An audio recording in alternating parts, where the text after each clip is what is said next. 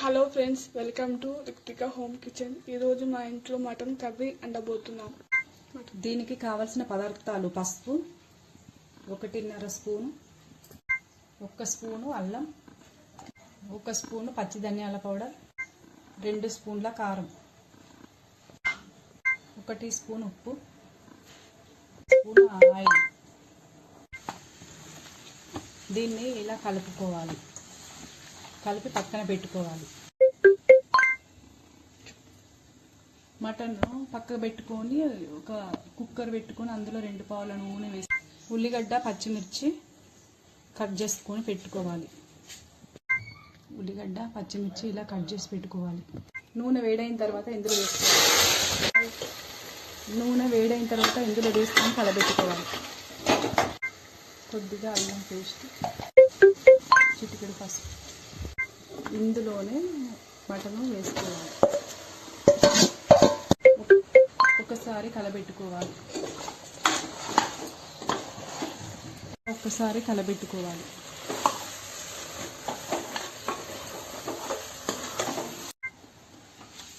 ఇందులో వాటర్ పోసుకోవాలి. ఇందులో మనకు సరిపోయేన్ని వాటర్ వేసుకోవాలి. ఒకసారి కలబెట్టుకోవాలి. కుక్కర్ మూత పెట్టుకోవాలి.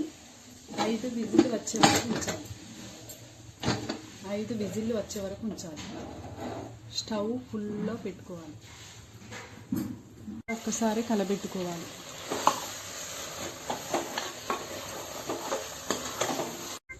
స్టవ్ ఆఫ్ చేసుకోవాలి. విజిల్ తీసుకోవాలి.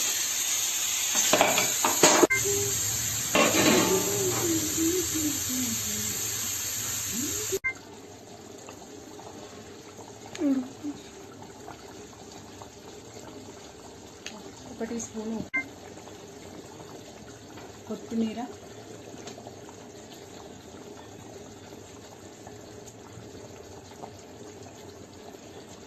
ఒక టీ స్పూన్ ధనియాల పౌడర్ వేసుకొని కలబెట్టుకోవాలి.